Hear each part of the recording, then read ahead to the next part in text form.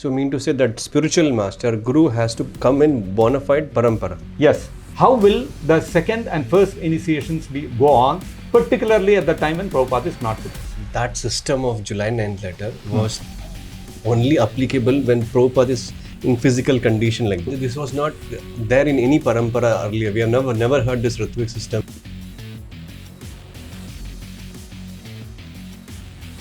What are his other traits and qualities?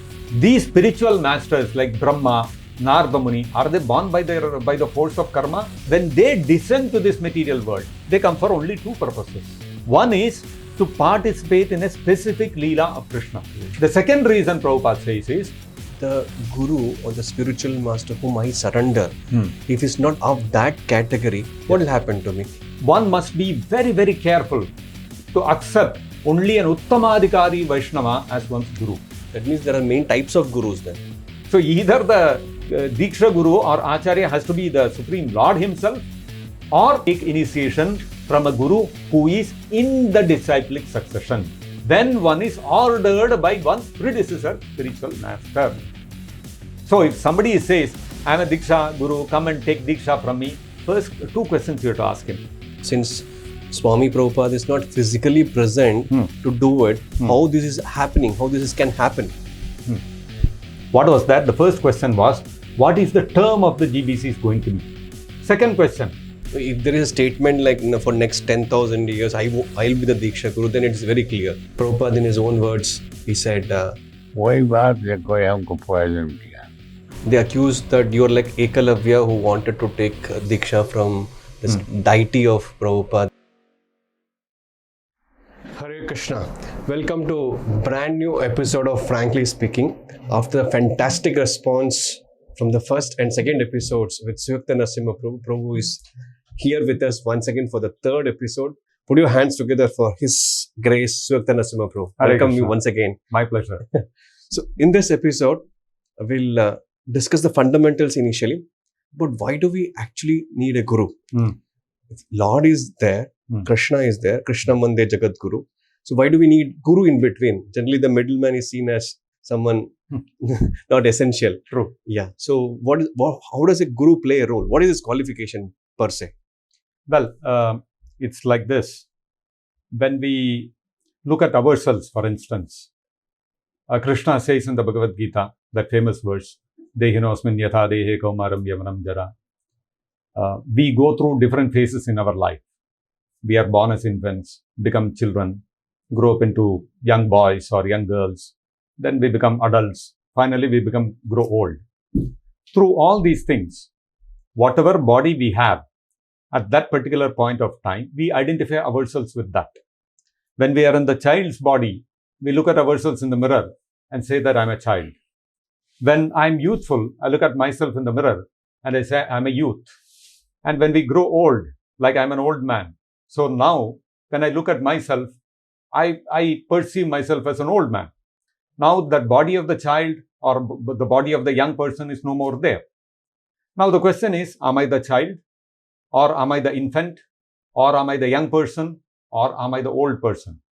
The reality is, we all know how Krishna says in the Bhagavad Gita, we are none of these things. This is just the body. Now the question is, if I am not the body, who am I? Have I ever seen myself?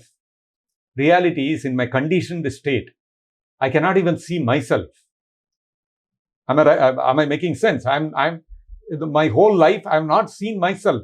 I've only seen the bodies at different stages and I've identified myself with the body. So if I cannot see myself, where is the question of seeing Krishna? Therefore, we need somebody to point out and show us, this is Krishna. Somebody to show us who we are. I am not the body. As long as we are in the bodily concept of life, as long as I'm under the misconception that I'm this body, there is no question of understanding Krishna. First step in self-realization is, first I have to understand who I am. I am not this body. If I don't want to know who I am, then I don't require a guru. You don't require a guru. You will require a guru for many other things. Even in the material world, if you want to learn something, you need a guru. All of us, none of us is born with a PhD degree in our hand. All of us are born in ignorance.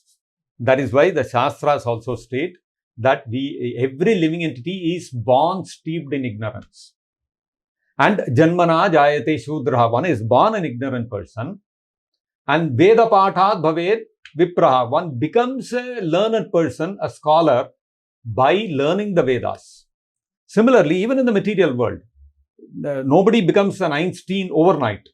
Even Einstein had to undergo a formal education to be, at least to a certain extent, to be able to think of the concepts he wanted to think of and come out with his various theories and all that. Fact is, we are all born ignorant, and unless we have some sort of formal education, we cannot think of acquiring any system of knowledge. It is all the more applicable for spiritual life, because spiritual knowledge is very, very intricate, very, very refined, and very, very subtle. Subtler than any of the scientific discoveries and knowledge that we come across in this material world.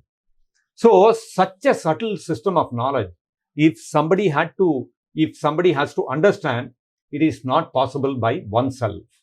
One needs a person in knowledge to be able to open our eyes. For instance, all of us, we all grow up, millions of people, billions of people, trillions of people all over the world, over innumerable generations, have all grown up, have all been born as infants, grew up into small children, became young men, finally old. How many of them have thought, am I the child or the young man or the old man? We all blindly accepted it as this is how it is. We never thought for a second, am I the child or am I the young person, old person? Who am I? What am I? When we read Prabhupada's Bhagavad Gita, then that question comes to our mind that, yes, who am I? So, when I have not seen myself, then where is the question of seeing Krishna? When somebody who is very dear to me, who is very near to me, say my parents or my siblings or some friend or some uncle or somebody like that passes away, what do we say? Oh, this person has left us. Who left you? That body is still there. Now, if I ask you that person whom you were calling your relative is right here, the body is right here. So, who are you saying has left? You say, no, this is the dead body. The person who was in the dead body has left. So, then find out where is that person who was in the body but has now come out of the body. Can you find out? You cannot find out. That means whole life you have been seeing the body, you never saw the person. I cannot see myself. I cannot see who are my near and dear ones. I can see only their bodies. So, if this is true about simple living entities like us, then where is the question of understanding Krishna by ourselves? It requires a guru. Om ajnana timirandhasya jnananjana chalakaya. Guru opens our eyes. Otherwise, we are blind to all these facts in life. Every day, as Yudhishthir Maharaj says, ahanyahani gachantiha yamalayam. Every day we see people in front of us dying. But it never strikes us that I also have to die one day. Okay, when we go and attend some funeral ceremony, that thought might cross our mind. Life is so impermanent, temporary. We don't know when anything can happen. We will also have to die one day. The moment we step out of the cemetery, what happens? We pick up our phones and go back to our social media. Smashana Vairagya. This is called Smashana Vairagya. That Vairagya or renunciation is limited only to the cemetery. So, the reality is that even though these facts are right there in front of our eyes, we are blind to it. Tesham nidhanam pashyan napi na pashyati. So, pramattaha, we are all so mad, so insanely mad after sense gratification and bodily concept of life. We cannot see ourselves and we cannot see the reality which is happening right in front of our eyes. Therefore, to open our eyes is required a person who will shake us up, who will wake us up and tell, look at the harsh reality right there in front of you. Any moment you can die. You are not the body. Body will be destroyed. Avinashi tu tad vidiyena sarvam idam tattam. You cannot be destroyed. Vinasham avyayasyasya. Nobody can destroy you. You are indestructible, but the body is destructible. These things are told by Krishna directly. Yes. Why can't I understand directly by Krishna? Exactly. That is the whole point, that Krishna has spoken these words. To whom did Krishna speak these words? He spoke to Arjuna, who was spiritually a very elevated person. He already had an understanding of these subject matters. He was a greatly spiritually elevated person. Therefore, Arjuna could understand directly from Krishna. Arjuna could get Krishna as his spiritual master. In fact, the principle of accepting a spiritual master is exemplified by Arjuna himself.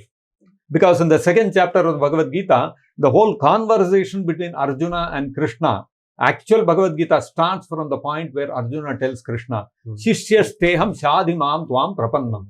I am your disciple, you are my guru. Now please instruct me. Please reveal the truth to me. So the Bhagavad Gita, if somebody studies the Bhagavad Gita, then he has to pick up that principle. Oh, from here only the beginning Bhagavad Gita begins when I have a bona fide spiritual master.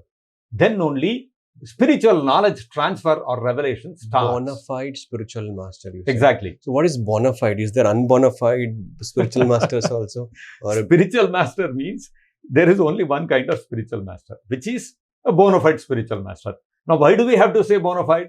Because in today's world, the world is filled with so many people who are charlatans, who declare themselves to be the spiritual master, but in reality, they have no standing, they have no qualification to be a spiritual master. That's a big challenge. How do I identify he is a charlatan, he is a genuine bona fide spiritual master in your terms? How do I verify? For that, Prabhupada said, you have to go back to the Bhagavad Gita. Prabhupada said, in the Bhagavad Gita, Krishna says, Evam Parampara Praptam Imam Rajarsho Viduhu. The way to understand the knowledge of the Bhagavad Gita is to accept this knowledge from a guru who is coming in a Parampara. That Parampara has to stem from Krishna, because Krishna is the person who spoke the Bhagavad Gita. Therefore, if you want to understand the Bhagavad Gita, the way Krishna wants us to understand. See, if you are telling me something, now I can give any spin to it and understand it the way I want. According to me, it is like this. Like we are seeing in our country also today, with the elections happening. Somebody says something, the opposite party will pick it up and give a new spin to it and make a whole narrative out of it. True. This is going on. It happens both sides. It's not limited to one party. Every party, every politician does that. That's their bread and butter. Now, if I want to understand the Bhagavad Gita in whatever way I want to, then I can give any spin to it. I don't need a guru. I can pick it up and say Pancha Pandavas did not exist. Pancha Pandavas are our five senses. Kurukshetra is my body. Or the discussion between Arjuna and Krishna is between a doctor and his patient, or between a lawyer and his client. I can give any spin to it, right? But if you want to understand what was Krishna's objective in speaking those words, what is his intention, what is the real meaning behind his words, how the way Arjuna understood it from Krishna. Krishna understood the words of Bhagavad Gita from Krishna in a particular way, which Krishna said, yes, now you are, Krishna himself certified, now you are out of illusion. If you want to understand the Bhagavad Gita the way Arjuna understood it, or in other words, the way Krishna wants you to understand the Bhagavad Gita, what is Krishna wanting to convey to you? If you want to do that, then you need a guru in a parampara, which is stemming from Krishna only. So, mean to say that spiritual master, guru, has to come in bona fide parampara. Yes. What are his other traits and qualities or character, grossly as a layman, how can I understand? It's a very simple thing. Now, if you take the Guru Sishya Parampara, in which Prabhupada is there, Prabhupada is the 32nd in that line of Guru Sishya Parampara, stemming from Krishna. Who are the gurus in our parampara? From Krishna, Krishna gave this knowledge to Brahma. Brahma gave it to Narada Muni. Narada Muni gave it to Vyasadeva. Vyasadeva gave it to Madhvacharya. And Madhvacharya, like that, it came down. It came down to Madhavendra Puri, Ishwara Puri, Chaitanya Mahaprabhu, Shad Goswamis. Am I right? Then Vishwanatha Chakravarti Thakur. Then Jagannath Das Babaji Maharaj. In between Baladev Vidyabhushan also. Jagannath Das Babaji Maharaj. Gaur Kishore Das Babaji Maharaj. Bhakti Vinod Thakur. Bhakti Siddhanta Saraswati Thakur. When you look at all these personalities, what is the impression you get? Narada Muni, Veda Vyasa, Brahma, Chaitanya Mahaprabhu, Shad Goswamis. What personalities they are? They are not people of this world. They don't come to this world like us. They are not born like us under the control of karma. That, how are we all born? We take birth, we grow up, then we suddenly, one fine day, when our cognitive faculties have developed, we realize I am in this world. I am in this family. These are my parents. Did we choose any of these things? We never chose our own gender. We did not choose the place of our birth. I did not choose the complexion which I will have. I did not choose even my height and weight. I chose nothing. I did not choose the country in which I was to be born. So we are born by the force of our past karma. These spiritual masters like Brahma, Narada Muni, are they born by the force of karma? They are not born by the force of karma. They are liberated personalities, and when they descend to this material world, they don't take birth like us. We are stuck in this material world and we keep taking birth repeatedly in different bodies. They don't take a birth, they descend. They descend from where? From the spiritual world into this material world. If I understood you properly, bona fide spiritual master coming from Parampara, liberated soul. Liberated person coming from the spiritual world. Coming from the spiritual world. You look at, can you say the Shad Goswamis were any conditioned souls? They took birth by their karma? No. They came to participate in the Leelas of Chaitanya Mahaprabhu. You look at Madhvacharya, can you say he is a conditioned soul? No. He is a liberated soul. He came to liberate us. He came from the spiritual world. We all know that. Look at Narada Muni. He is also a liberated person. So they are all personalities who are descending from the spiritual world in order to liberate the conditioned souls. Pure devotees, liberated souls in the spiritual world in Vaikuntha and Goloka Vrindavan, they don't come to this material world. They have no interest in this material world. Just like you and I, we are part of the free world. Do we have any desire that I should go and stay in the jail a few days, few years of my life, of my career I want to build in the jail? Do we think like that? We have no such desire. We have no interest. Somebody comes and calls us, let us go to the jail. We'll look at him. Kya samajh raha hai apne aap ko? Right? The material world is like a jail. And the free world is the spiritual world. Why will they want to come here?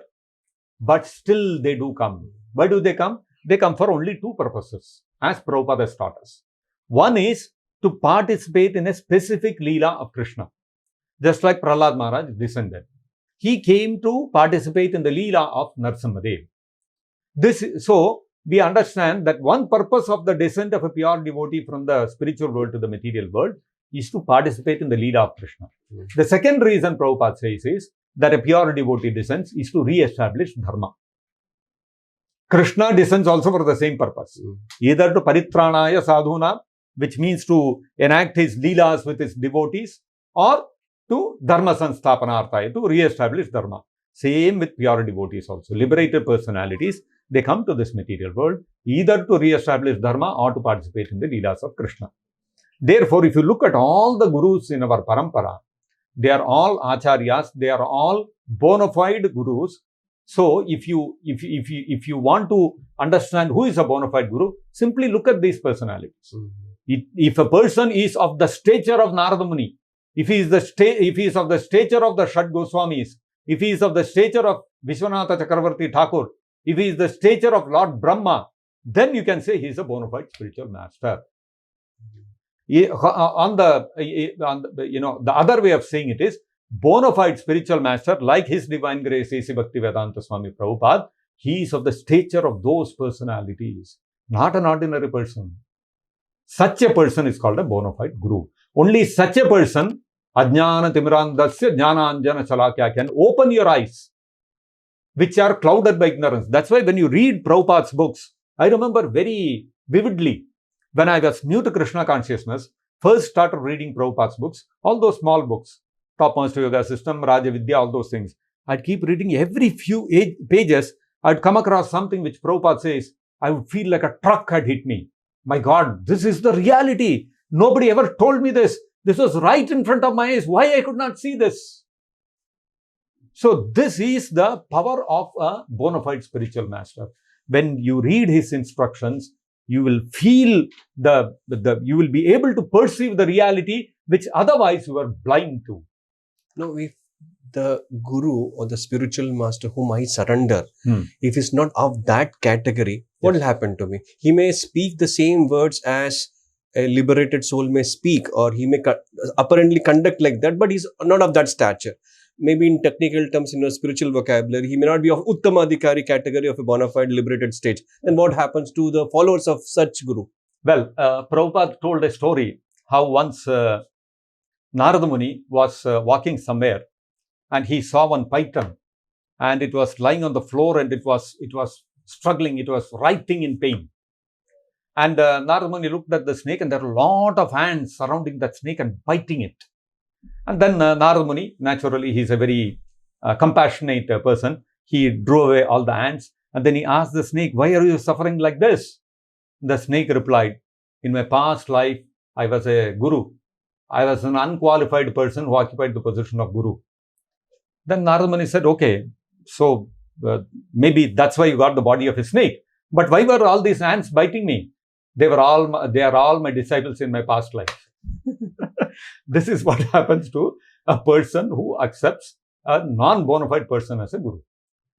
I mean, that's a humorous way of saying it.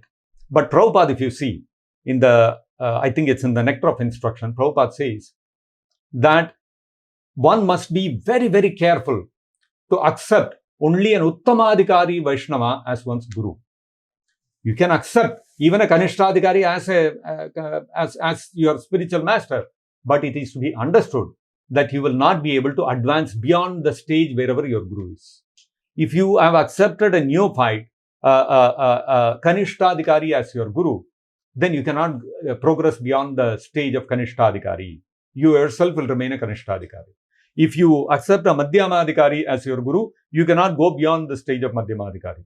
Therefore, Prabhupada says, therefore, one must accept only an Uttamadhikari as one's spiritual master. Is that the reason why Prabhupada, just before his departure, didn't appoint anyone as a successor, Acharya? Is that the reason? Well, I wouldn't say that specifically is the reason for it. It may be one of the reasons, but irrespective of whether there were Uttamadhikaris in ISKCON or there were not, irrespective of that, what you have to understand is, ISKCON is a movement for which the Acharya is Srila Prabhupada. What do we mean by Acharya? The Purana state that Achinoti yaha shastrartham. One who, Achinoti means one who picks and selects the essence of the scriptures. Acharate tatha, and he acts, he behaves, he lives his life according to those teachings of the scriptures, the essence of which he has extracted, and he establishes for his disciples, for his followers, this is the standard of spiritual life that you have to follow. This is the culture, these are the practices you should follow. This is the definition of an Acharya given on our Shastras. That means, I'm sorry to interrupt. No, go ahead. Yeah. The Ritvik system was established by Prabhupada for that purpose in that sense? We'll come to that. So, this is the definition of an Acharya. What is the Acharya's function? He takes the essence of the scriptures. He establishes the standards of spiritual life. And he himself lives according to those standards. He sets a practical example. Chaitanya Mahaprabhu also says, Acharate, right? He personally also follows that. Now, in ISKCON institution, Prabhupada did all these things. Prabhupada gave us the essence of the scriptures. Prabhupada established the standard. In Gaudiya Math, Bhakti Siddhanta Saraswati Thakur was the Acharya. He established the standard there. 64 malas you have to chant every day. These were the standards that he said. And he gave the scriptural, essence in his own words. Now, in ISKCON, the Prabhupada has established what is the standard? 4 regulative principles, 16 rounds of Hare Krishna mantra, and other following Ekadashi, this, that, all those kind of things. So, in ISKCON, if you ask, who is the person who has established the standards of spiritual life? Who is it? It is Prabhupada. Therefore, for all time, Prabhupada will remain the Acharya as far as ISKCON is concerned. This ISKCON, that is why Prabhupada said, in the front of every ISKCON temple, you put this line, Founder Acharya. Means he is the person who has established all the Acharya in ISKCON. And therefore, the Acharya is the person who actually takes the responsibility of delivering the Divya Jnana, the transcendental knowledge, and taking the disciple back to Godhead. Therefore, by default, in ISKCON, Prabhupada only has to be the Diksha Guru. That is the definition of Diksha also, right? That is one of the aspects of Diksha. Divyam Jnana Metodadya, Kuryak Papase Sankshayam. Diksha has 2 components. One is Divya Jnana, another is Papase Sankshayam, the destruction of sinful activities. Actually, an Acharya does both these things. Divya Jnana Achinoti Shastrartham. Shastrartha, if he is giving you, That means he is the person revealing the knowledge in your heart. And then Acharam cha sthapayati. He establishes the Achara, the principle, the spiritual practices that you have to follow. And those spiritual practices, if you follow, then what happens is papasya sankshayam. All your past sinful reactions are destroyed. So this is the function of an Acharya. That way, only an Acharya can function as a Diksha Guru. You understand? Acharya is higher, is the highest position of a Guru, the topmost personality. Only such a topmost personality can perform the function of a Diksha Guru. Because Diksha Guru has to give Divya Jnana and destroy the sinful reactions and take you back to Godhead. That means there are main types of gurus then. There are different types of gurus. One is Vartma Pradarshaka Guru, a person who first shows you the path to spiritual life. Somebody who inspires you. Somebody brings you to the temple, introduces you to some devotee. Somebody handed you a book of Prabhupada and told you to read it. These are all Vartma Pradarshaka Guru. Prabhupada explains in the 4th canto of the Srimad Bhagavatam, in the pastime of Dhruva Maharaj, how Suniti, his mother, was his Vartma Pradarshaka Guru. They inspire you to the path of spiritual life. They direct you, they show you some guiding light. This is the way to spiritual life. Then, by following that, you come to a bona fide spiritual master. Just like Dhruva Maharaj, hearing the words of Suniti, went to the forest, and then he got his spiritual master, who was Narada Muni. So again, he did not accept anybody left, right and center as his Diksha Guru. It was Narada Muni, person of that caliber, a great Acharya. Such a person he accepted as his Guru. If you look at Srimad Bhagavatam also, all the personalities who acted as Gurus, they are all Mahabhagavatas. Even Narada Muni, those when he speaks about his past life in the previous Kalpa, previous day of Brahma, he speaks of how certain Mahabhagavatas came to his place. And by serving them, he became Narada Muni in this life. So Dhruva Maharaj came to Narada Muni and became his disciple. So like that, if you see all the personalities in the Bhagavatam who are described, they all have Bharat Maharaj. His spiritual master was Rishabhadev, the incarnation of the Supreme Lord. So either the Diksha Guru or Acharya has to be the Supreme Lord himself, or it has to be an Uttamadhikari. It cannot be anybody else. So there is a Vartma Pradarshaka Guru. Then there is a Shiksha Guru. A Shiksha Guru is a person who not the Vartma Pradarshaka Guru only shows you a guiding light. This is the way to go, or introduces you. Now, once you come to the temple, there may be many people. The temple president will be there. There may be some sannyasi. There may be somebody who gives nice classes. There may be some folk guide. All these personalities, they help you to understand the teachings of Prabhupada better. If you have some doubts, you approach some senior Vaishnava and ask him to clarify. He explains things nicely to you. These are all acting as Shiksha Gurus. But of course, in the Chaitanya Charitamrita, Prabhupada says Shiksha Guru and Diksha Guru are non-different. Non-different in what sense? In the sense that both of them are representatives of Krishna. They are both expansions of Krishna. They are the mercy manifestations of Krishna. So the position of Shiksha Guru is also very high. So we are not that kind of Shiksha Guru.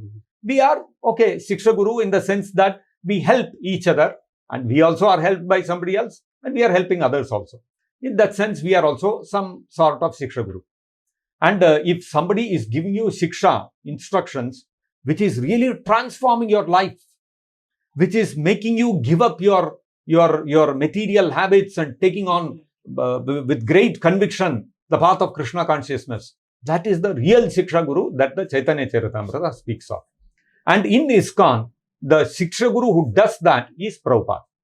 And Prabhupada says, that Guru, that Shiksha Guru who gives the maximum amount of Shiksha or instructions generally goes on to become the Diksha Guru, which is what Prabhupada is in ISKCON. So generally, you see, these are the kinds of Gurus who are there. And out of all these, the Diksha Guru has a very, very special position. Therefore, Prabhupada says, you can have any number of Vartma Pradarshaka Gurus, you can have any number of instructing Gurus, Shiksha Gurus, but you can have only one Diksha Guru. You cannot have multiple Diksha Gurus. If you take Diksha from one person and then later go and take Diksha from somebody else, it becomes an Aparadha, Vaishnava Aparadha. You cannot do that. It is not acceptable. Therefore, we have to understand the position of Diksha Guru is not ordinary. It has to be a person who is an Acharya, who is in that disciplic succession. Prabhupada says several places that you have to take initiation from a guru who is in the disciplic succession. What is the meaning of that? We are all connected to the disciplic succession. We are all connected to the Guru Parampara through Prabhupada. We are all disciples of Prabhupada, therefore we are connected to the Parampara. But are we in the Parampara? We are not in the Parampara. We are not 33rd in the line. 32 is Prabhupada. I cannot put my name as 33rd because I am not in the Parampara. I am connected to the Parampara, yes. So, somebody in the Parampara means somebody of the caliber of Narada Muni, Shad Goswamis, Vishwanatha Chakravarti Thakur, Baladev Vidyabhushan, Bhakti Siddhanta Saraswati Thakur, Chaitanya Mahaprabhu himself, Brahma. These are the people in the Parampara. Therefore, Diksha Guru has to be somebody in that Parampara. And how do you get into the Parampara? I cannot print one new copy of the Bhagavad Gita and put 133 and put my name there, Suvyakta Narasimha Das. I cannot put, nobody will accept it. Right? On the other hand, what will people do? People will say, this man needs a good psychiatrist, poor fellow. It's a nice devotee, something went wrong with him. Let us all take him and, save this poor soul. That's what he will say. So, nobody can jump into the Parampara like that. So, how does one person become in the Parampara? How does one get into that Parampara? That Prabhupada says, one becomes a Diksha Guru, one becomes part of the Guru Parampara, when one is ordered by one's predecessor, spiritual master. Only if I am ordered by my predecessor, if Prabhupada sitting at 32nd in that line, if he orders me that you become the 33rd person, then only I can enter into that Parampara. When I order. Then I order. If that order is not there, I cannot be in the Parampara. If I am not in the Parampara, I cannot become a Diksha Guru. This is the right understanding which we can understand if we read Prabhupada's books closely. So the Acharya has established a system to continue the Parampara. So that is what we call as the officiating Acharya system or the Ritvik system. So what is this exactly? Well, it's like this. When we say officiating Acharya's system, is not actually exactly continuing the Parampara, because the Parampara is already existing. There is nothing to continue. It is already existing. It is only to give an opportunity for the conditioned souls to take shelter of the lotus feet of Prabhupada and accepting as our Diksha Guru. Now, if you look at Diksha Guru, if we look at Diksha, the process, Diksha is not a one-time ceremony. It is a process. Diksha is not a one-time ceremony. It is not a one-time ceremony. It is a process. Okay. So, Divyam Jnanam Yato Dadya Kuryas Papasya Sankshayam. Diksha asti chet prokta. This Diksha Vidhana, it is called Diksha Vidhana. Vidhana means it is a process. The process of giving transcendental knowledge and destroying the past sinful reactions is called Diksha. What does this mean? What does Divya Jnana mean? What does Kuryat Papasya Sankshayam, destroying sinful reactions, mean? Divya Jnana means to understand at the first level, I am not the body and spirit soul. Then to understand, I am an eternal servant of Krishna. Then to understand who I am in the spiritual world. What am I? I have an original Swarupa in the spiritual world as a particular associate of Krishna or Radharani. What is my name? Am I a Gopa, Gopi? What am I in the spiritual world? So, that will be revealed by the spiritual master. Now, if somebody has to reveal to me who I am in the spiritual world, that person must have come from there, no? If he has never been there, how will he tell who I am? That itself shows that it has to be a liberated person coming from the spiritual world to be able to tell me, Arre Baba, you have forgotten, I've seen you there, you are this person. So, the person who gives Diksha, Divya Jnana means he has to come from the spiritual world. Second thing is Kuryat Papasya Sankshayam, destruction of Papa Karma. Now, the most prominent demonstration or exhibition of my past sinful activities is what? Is the present body I am having. Now, this present body that I am having is a combination of Papa and Punya, both pious and sinful reactions. Now, this body is called Prarabdha Karma, the karma which has fructified. Then there are karmas which are Aprarabdha Karma, which are either in the seed form or in the sapling form or like a intermediate stage. Yeah, all those fruit which has not ripened, all those kind of, those three things that are there. Prarabdha karma, aprarabdha karma. Both are sitting like mountains on my head. Both things have to be destroyed. Only then I can engage in devotional service to Krishna, real devotional service to Krishna. Now, if we look at ISKCON, what does Prabhupada say? Prabhupada says, when anybody comes to ISKCON, first he has to read Prabhupada's books. When he reads Prabhupada's books, what happens? He starts gaining transcendental knowledge. First thing we understand, I'm not the body, I'm spirit, soul. Divya Jnana has started. But I still don't know who I am in the spiritual world. So Divya Jnana is not over. It is an ongoing process. Slowly, more and more things are getting revealed to me. This process is going on. Simultaneously, what happens? I start chanting one mala. Then one day, at least this is what happened in my life. When I came to the stage of chanting 4 rounds, I gave up coffee and tea. I lost the taste for it. Nobody forced me. Then slowly, after a little while, I increased it to 8 rounds. Onion and garlic went out of my plate. Nobody forced me. It happened on its own. Then I came to 16 rounds. After a few years of chanting 16 rounds, I was inside the temple. So finished everything. So you see, gradually, as you are keeping in touch with Prabhupada, reading Prabhupada's books, following his instructions, what is happening? Slowly, Papa Karma is reducing. Your propensity to commit sinful activities is going. Shastras state there is Pataka, Atipataka, Mahapataka, different kinds of grades of sinful reactions, sinful activities. One is sinful activities, another is propensity to perform those sinful activities. So what is happening as you start following Prabhupada's instructions? The sinful activity also goes out of your life. Propensity to do the sinful activity also goes. What is happening? Papasya Sankshayam. It's happening. Now what happens is, at one point of time, we take Diksha.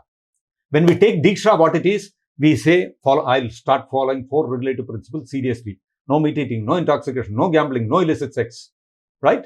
So we start following very seriously.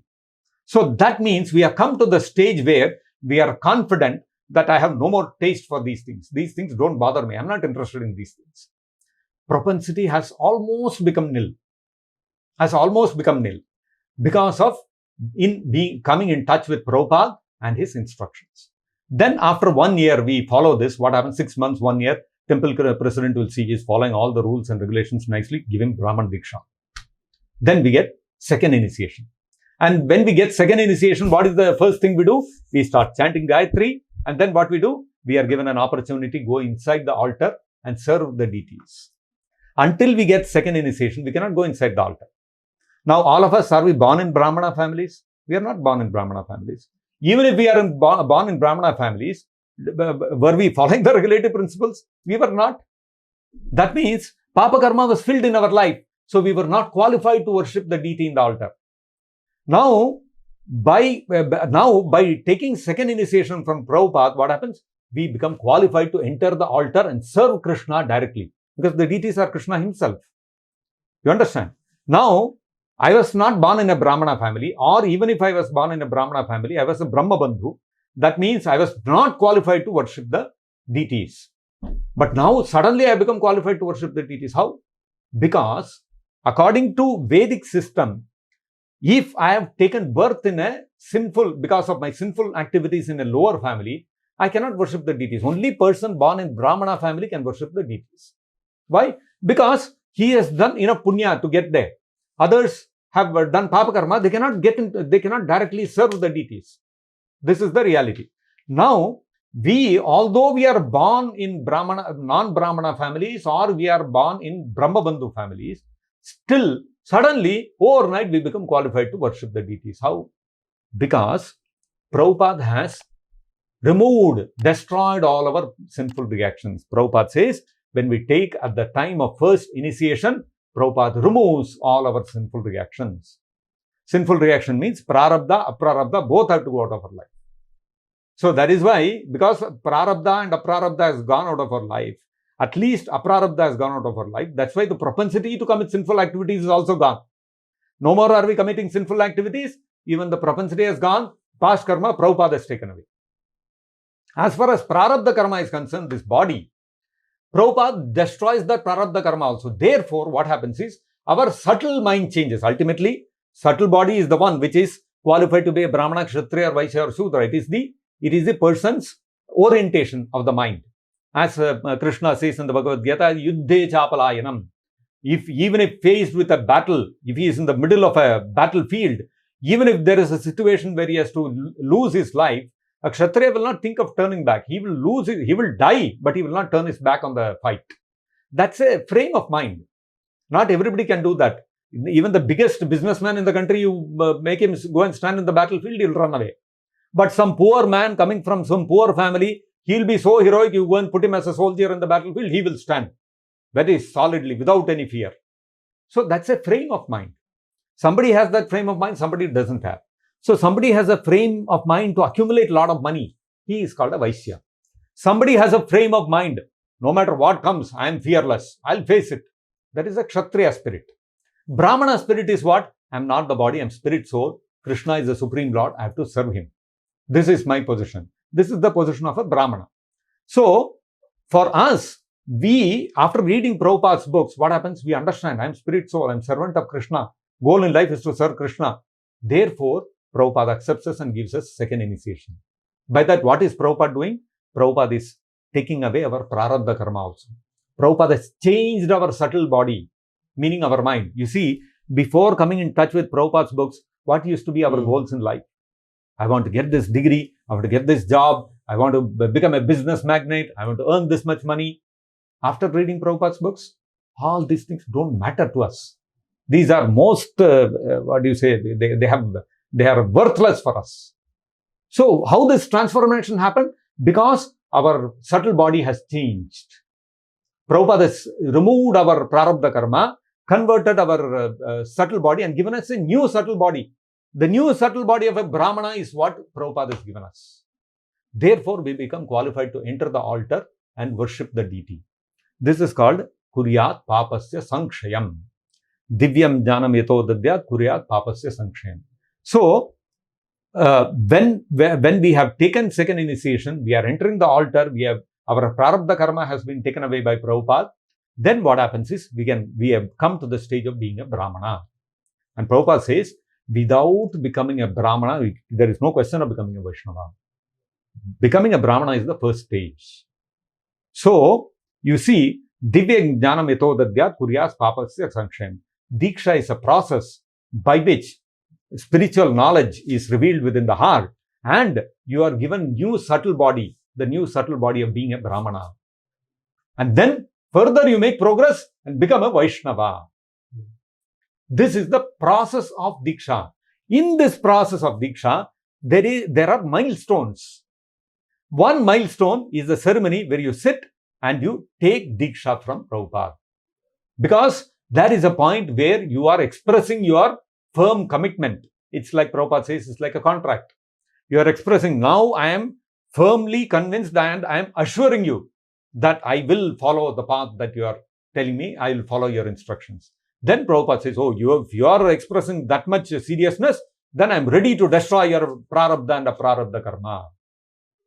So therefore, that ceremony of Diksha also has a significance.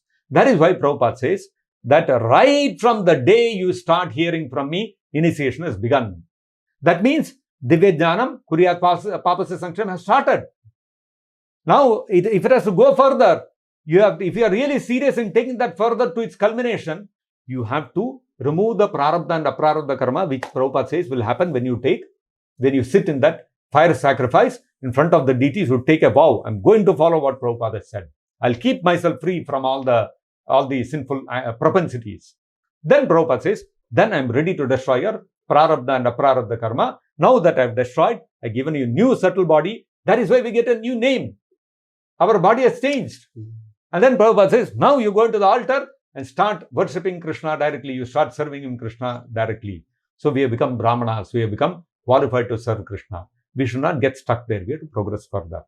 So for a spiritual master, Diksha Guru, to be able to reveal that knowledge in your heart, that you are not the body, you are spirit soul, and ultimately to also reveal to you who you are in the spiritual world, and take away your prarabdha karma and aprarabdha karma, that is the kind of person whom you have to accept as Diksha Guru. So if somebody says, I am a Diksha Guru, come and take Diksha from me, first two questions you have to ask him. Are you going to reveal who I am in the spiritual world, in Vaikuntha Loka or in Goloka Vrindavan? Where am I going to go? And will you reveal to me who I am? Second thing is, will you take away all my prarabdha and aprarabdha karma? Are you ready to do that? If they are capable of doing that, then only they can act as Diksha Guru. So you have to understand what kind of powerful personality he has to be able to do these two things. Not an ordinary thing. Therefore, you have to understand, that is why Prabhupada says, Diksha Guru means he has to be in that Guru Parampara. All that person, you look at Narada Muni, does he not have the capability? You look at Dhruva Maharaj. Dhruva Maharaj was from a Kshatriya family. He had no authority to worship the deity. Deity worship is only for Brahmanas. But what did Narada Muni do? Narada Muni gave him Om Namo Bhagavate Vasudeva mantra, and he told him, go to Madhuvana in Vrindavan and worship the deity of Narayana. He went there and did deity worship. 5-year-old boy. Suddenly, how did he get a qualification to worship deity? As a 5-year-old boy, I am sure he has not taken Diksha from anyone. But Narada Muni gave him the Diksha. Because of which, when Narada Muni saw his seriousness, Narada Muni decided, I am going to initiate him. He removed hhis prarabdha karma. He is no more a Kshatriya. He has become a Brahmana. Therefore, he went to Madhuvana and he was qualified to worship the deity. And later on from there, of course, he went on to become a Vaishnava. And once he became a Vaishnava, he is no more Kshatriya, Vaishya, Shudra, all those things. Although he may, as a matter of social custom, he might have performed the role of a Kshatriya, but he is far beyond that. So, the point is that Diksha Guru means he should be capable of these things. Then only he can be Diksha Guru. And one who is capable of this cannot be an ordinary personality. He cannot be Kanishna Adhikari, Madhyama Adhikari. These are all foolish arguments.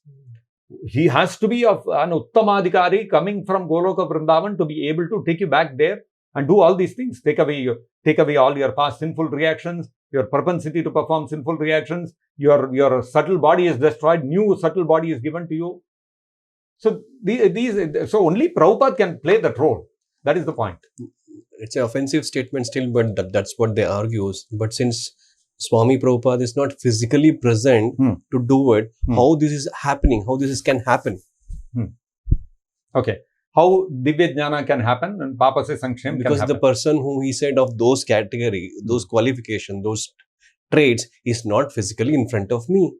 How will he do that transformation in my heart if I am not able to see him, meet him, or talk to him, or do physical services to him? How will I get those transformations which you are promising? Okay, so do you accept that between 1965 and 1977, when Prabhupada was physically present, Prabhupada was doing all these things? Yes. He was doing. You accept that, right?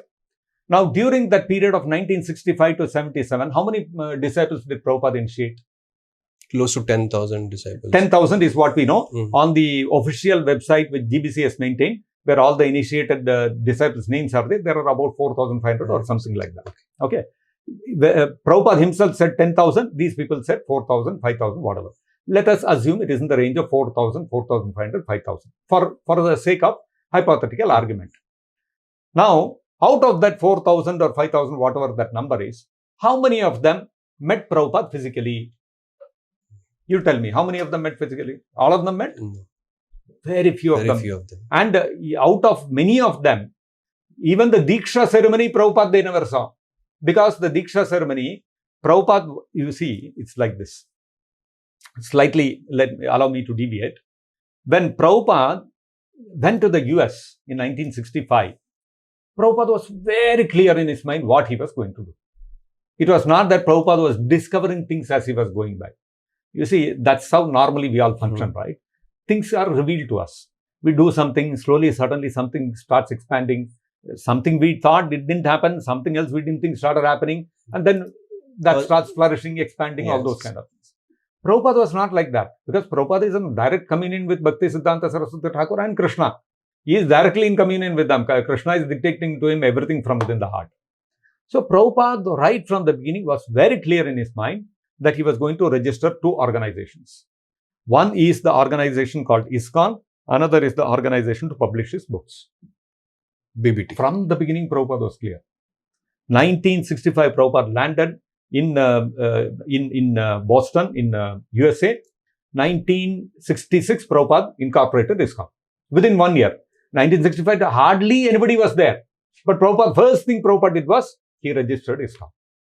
4 years later, the organization had grown into, I think, about 30-35 centers. Prabhupada he signed and made a document called the Direction of Management. In that direction of management, Prabhupada says very clearly that he is going to have one more organization to publish his books, which Prabhupada later created in 1972. What he had not yet done, he had already told he's going to do. That means it was always clear in his mind. And I remember there is one pastime, some memory. One devotee talks about how one advocate, I think, that advocate says Prabhupada came to him saying that he wanted to register a trust. So this advocate started giving various options. We can do like this, like that. But Prabhupada was very clear. He said, no, this is what I want. The advocate was trying to say this way, that way, nothing doing. This is what I want. And he said, this was the first client I had seen, was very clear and very, he had already decided what he wanted. He didn't come to me because he was unclear or wanted some guidance or something. He came to me just to get things done. It's not a startup story. So, Prabhupada was very clear. So, in 1970, Prabhupada wrote down the direction of management, which is the document by which Prabhupada created the GBC. Now, interesting thing is, in 1970, when Prabhupada wrote that direction of management, you should see the introduction, what Prabhupada writes. Prabhupada says, I am already, it was 70, right? I am already 74 years old, and any moment I may be out of the scene. 70, Prabhupada is saying, any moment I may be out of the scene. Therefore, it is necessary for me, I am paraphrasing, it may not be the exact words what Prabhupada said, but this is the gist of it. Therefore, it is necessary for me to give directions how my disciples can carry on this movement after my time. Something like this, Prabhupada says, and Prabhupada goes on. Then Prabhupada says, therefore, I am forming a GBC, and this GBC, everyone has to follow them. Because what is running in Prabhupada's mind? Prabhupada has seen what has happened in Gaudiya Math. Gaudiya Math, Bhakti Siddhanta Saraswati Thakur said, all my disciples after my time, make a GBC and run the movement. They did not follow. The movement disintegrated. Because Bhakti Siddhanta Saraswati Thakur knew that if they did not form a GBC and run the movement, it would disintegrate. Exactly the same thing happened. What Prabhupada did, Prabhupada had seen all these things happening. He did not leave the formation of the GBC to his disciples. He said, I myself will do it. Prabhupada himself formed the GBC and ran it in his presence from 1970 to 77, so that he was confident, yes, they have learned how to do it. I have trained them for 7 years. Now they will carry on. This was Prabhupada's vision, you see. And Prabhupada also established 1972 BBT to publish his books. These were two arms that Prabhupada saw. One is ISKCON, where the standards of deity worship, the establishing temples, the culture of Vaishnava, how a Vaishnava should be, all those things are enshrined in the organization of ISKCON. The philosophy which forms the basis of all this is enshrined in BBT. Two separate organizations. Probably, we can only speculate, probably Prabhupada thought, even if anything happens to this ISKCON movement, suppose something goes wrong, because these are all full of people, and people can go wrong. Even in 1972, Prabhupada once suspended the GBC because they went off track, and for a short period of time, and then Prabhupada reinstated the GBC. Even in his presence, the GBC went off. Prabhupada might have thought it is better that the philosophy should be uncontaminated, and philosophy is all in the books, let it be separate. So that even if something happens here, at least the philosophy will continue uncontaminated. Probably there could be other legal reasons also. I'm not professing that I know Prabhupada's mind and all that, but this is my guess. It might have been like that.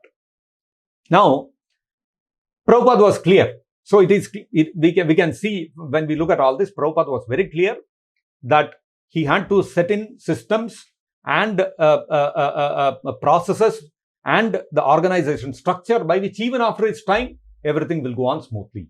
This was running in Prabhupada's mind even in 1970. It's very clear from the direction of management. So you can see what a visionary Prabhupada is. Prabhupada is not thinking still small organization. When it grows, we'll think of it. And when it grows, Prabhupada is scratching his head, how we will run it. Prabhupada is clear from the beginning exactly what has to happen. In the same lines, right from 1970, Prabhupada started putting the Ritvik system also simultaneously in place. Even when Prabhupada was physically present. Same way like Prabhupada formed a GBC and trained them till 77. Same way like Prabhupada formed a BBT and ran it till 77. So that we know how to keep these things running smoothly. Prabhupada also instituted the Ritvik system in ISKCON from 1970.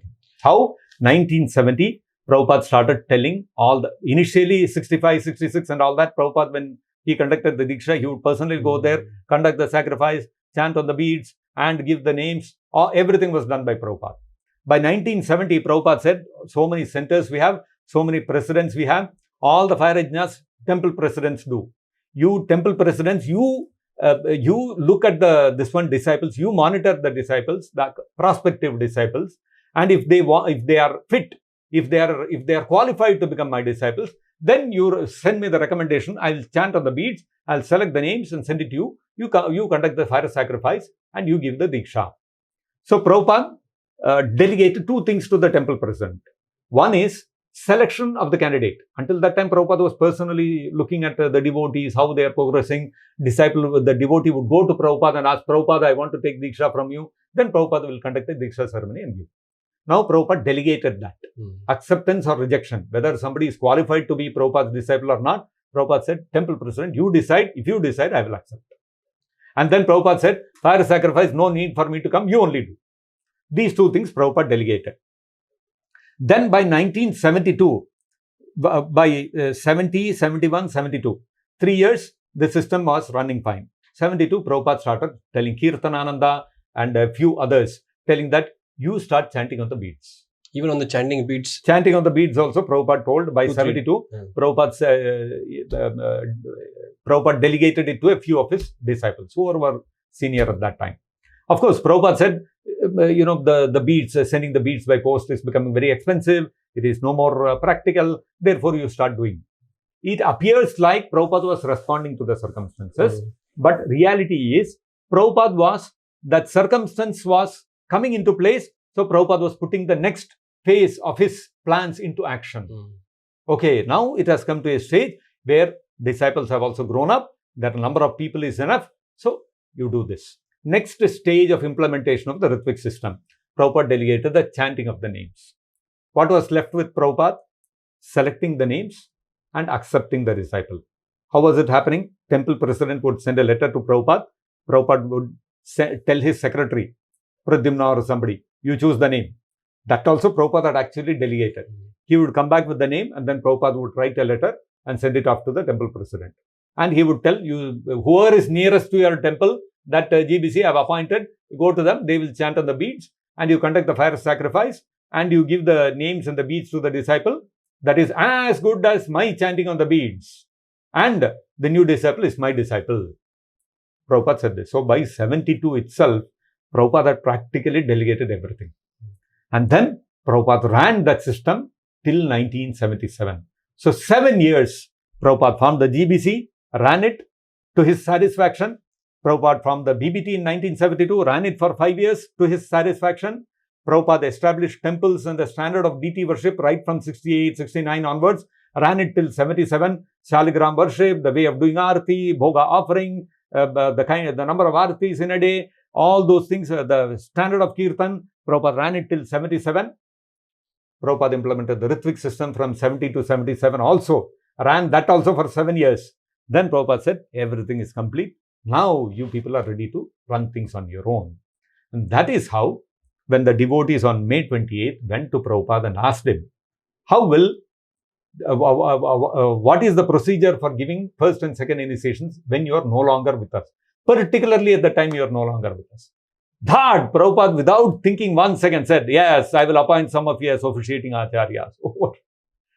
Prabhupada was not thinking, oh, that's something which I did not think of. What to do? Oh, do you have any idea? What are the options? Nothing. Straightforward. Why? Because from 70, Prabhupada has been planning what has to happen, how it has to run. So, 77, Prabhupada handed over everything and went back. Over. Simple.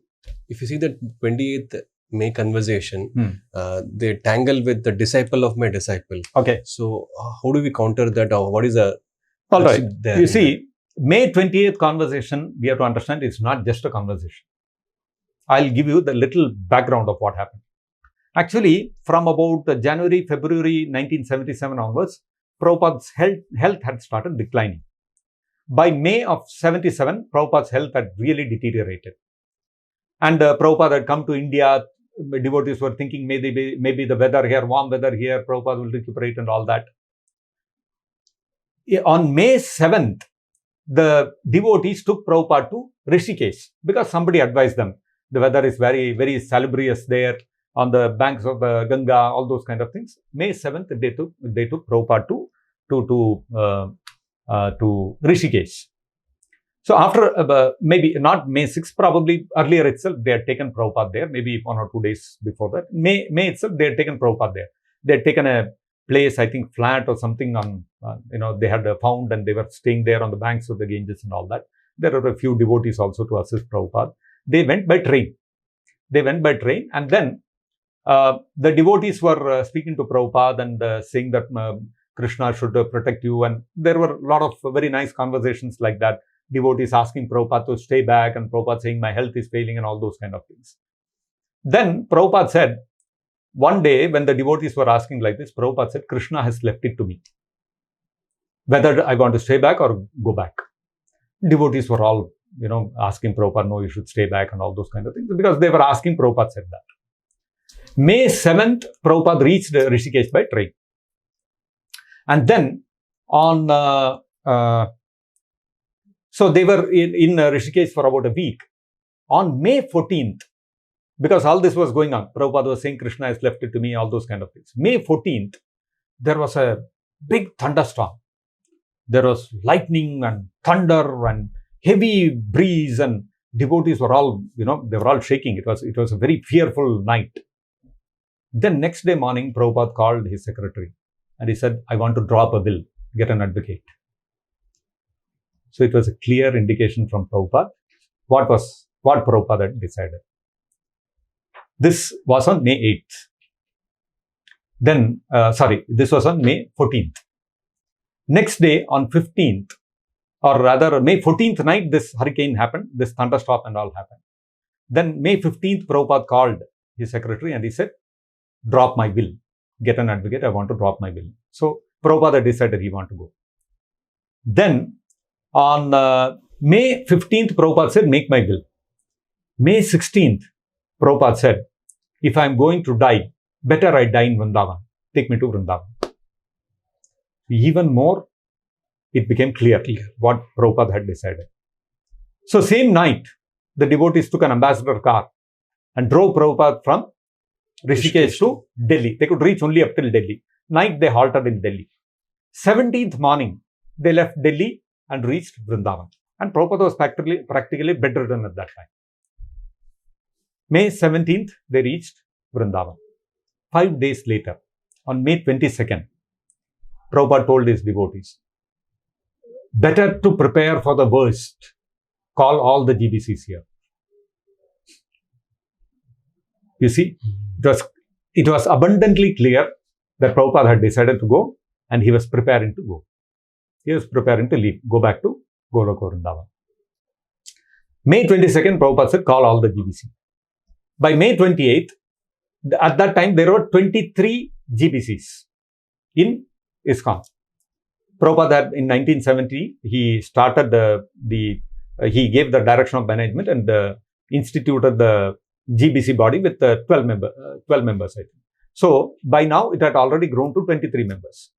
By May 28th, 18 of them landed in Vrindavan. Some of them were already in Vrindavan, some flew down, some came from different parts, they all assembled. 18 out of the 23 came to Vrindavan. Now, all these GBCs got together and had a GBC meeting.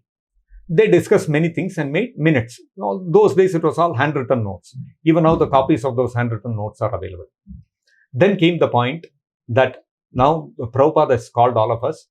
Whatever is most important for the moment, we have to ask Prabhupada now before Prabhupada leaves. What are the things we need directions from Prabhupada, how to run this movement after Prabhupada's time. Looks like the GBC has discussed 18 of them. They have discussed abundantly and they came up with 5 questions. These are the questions we want to ask Prabhupada. What was that? The first question was, what is the term of the GBC going to be? Initially, in the 1970 direction of management, Prabhupada had said that the GBC should be for 3 years, there should be elections among the TP body and all those kind of things. But those elections were never instituted. Maybe because of that, they were in a little bit of confusion what to do, or for whatever reason. That was the first question. What should be the term of the GBC? Because Prabhupada had said after his time, GBC has to run the movement. They were also clear. Now, if GBC has to run the movement after Prabhupada's time, how long is it going to, how long are the members going to be on as GBCs? They wanted clarity. It was natural. Second question was, how will the second and first initiations go on, particularly at the time when Prabhupada is not with us? This was the second question. Third question was, what is the relationship between the person who gives the initiation and the person whom he gives the initiation to? Then fourth question was, I don't recollect. And the fifth question was whether devotees can continue to translate other books after Prabhupada's time. 5 questions like this they formulated. And now they decided we want to ask Prabhupada these questions. But now Prabhupada was bedridden, and Prabhupada was, you have seen Prabhupada's room in that Vrindavan, the guest house, if you go there, Krishna Balaram temple, you've seen Prabhupada's room where Prabhupada used to lie down. His bed, his cot and mattress, all those things are still there. It is a small room. It cannot accommodate 18 people. They said, let us make a small subcommittee of the GBC body and let them go and ask Prabhupada these questions. Now, who will go and ask? Amongst those 23 people, 6 of them, out of which 18 were present, 6 of them were originally appointed by Prabhupada in 1970. They were the senior most. Naturally, they said, you 6 are the senior most, you go to Prabhupada with these questions. Those 6 people came to Prabhupada. One of them was Satsvarupa, one was Tamal, another was Rupanuga. Like this, 5-6 people were there. They all came to Prabhupada. And that is how the May 28th conversation happened. It is not an ordinary meeting. It is a GBC meeting. The whole GBC was supposed to come, but they, because of constraint of space and Prabhupada's condition and all that, they didn't want to, all these people crowding around Prabhupada and all that, they made a small subcommittee and sent it to Prabhupada. And whatever these people said, they made minutes of it and it became part of the GBC minutes. So it was a portion of the GBC meeting chaired by Prabhupada. It is not an ordinary conversation. Now you understand the significance of the May 28th conversation. Now we come to the May 28th conversation itself. Like you said, May 28th conversation, there is talks of disciple, grand disciple, disciple of my disciple, on my order. So many things are there. Now, if you take, as far as this one question is concerned, particularly at the time when Prabhupada is no longer there, how will first and second initiations go on? If you take this, in that part of the discussion in that May 28th GBC meeting, chaired by Prabhupada, the operative part of that discussion was what? Prabhupada said, I will appoint some of you after this is settled up. Prabhupada said, officiating Acharya. Then later it became disciple, grand disciple, all those things. But whatever that may have been, there may be something hazy around that. Although in my mind, there is no haziness, no confusion. But still, for a moment, hypothetically, let us assume there was some confusion about what is Prabhupada appointing. But fact is, this, there is no doubt, Prabhupada said, I am going to appoint some of you. Clear? This much is clear. Is there any doubt? No. No doubt. Very clear. What he wanted to appoint, whether regular guru or officiating Acharya or disciple, grand disciple, that you keep it aside. This much is clear, right? So Prabhupada said, I am going to appoint. And Prabhupada appointed. Prabhupada appointed on July 9th. What did he appoint? He appointed Ritvik, representative of the Acharya. Over. Whatever confusion was there on May 28th, cleared on July 9th. Over. So what is the confusion now? So whatever confusion there might have been, Prabhupada cleared it, no? That is the way it happens, right? If you say something, I'm confused about what you are saying, you only have to clarify. Prabhupada clarified on July 9th what he is appointing. So you go by that, over, finished. What they say is that system of July 9th letter was only applicable when Prabhupada is in physical condition like that. Okay. In that condition, you... Okay, fine, all right. So now, if you look at the July 9 directive, the very beginning of the July 9 directive, what does it say? Recently, when all the GBC members were with Prabhupada, what was that recently when GBC members were Prabhupada? After May 28th, the GBC members did not go to meet Prabhupada. The GBC sent a team, a committee to Prabhupada with a specific question. particularly at the time when you are no longer with us, how will first and second initiations happen? To which Prabhupada said, soon I will appoint. So, whenever you make a meeting, you make a minutes of the meeting, and there are action points, and then you say who is responsible for that action point. Prabhupada kept an action point for himself after the GBC meeting. It was his action point for him was he had to appoint. Appoint as what? You may have some confusion. Let us not talk about that. Prabhupada left an action point for himself to appoint whatever it was to conduct second and first initiations in ISKCON, particularly at the time when he was no longer in this movement. So the July 9 directive is meant particularly for the time when Prabhupada is not with us physically. What is the confusion? Although it's very crystal clear, but still they say, how will Parampara will continue when he's not physically present? Somebody has to be physically there, like you were explaining to me. Somebody has to be there to me for me to understand things and go like that. That argument really does not hold much water, because if you look at our Parampara, there are some instances where you will see between one Acharya and another Acharya, there is a time gap of about 200, 300 years. No one was physically present. Does that mean that the Parampara is not there? Prabhupada said Parampara is not the physical Guru. Prabhupada never defined the Guru Shishya Parampara in terms of a physical living Guru. Prabhupada said Guru Parampara is existing as long as the proper conclusion of the Bhagavad Gita is present. If the proper conclusion of the Bhagavad Gita is available for any common man to easily access, that means Guru Parampara is alive and running. Today, you can walk into any ISKCON temple. Even if you don't go to an ISKCON temple, some devotee will come, book distribution marathon, thrust one Prabhupada's book in your hand. If you read it, all the proper conclusion of the scriptures is available there. It is very easily available. Even those who don't want it are getting it in their hand. How can you say Parampara is not functioning? Parampara is very much functioning. This is the meaning of Guru Parampara. Although a physical Guru may be present, if the conclusion of the Vedic scriptures is lost, that means Parampara is broken. Prabhupada also explains, Evam Parampara Praptam, when Krishna says that conclusion of the Vedic scriptures was broken, therefore Krishna had to re-establish it.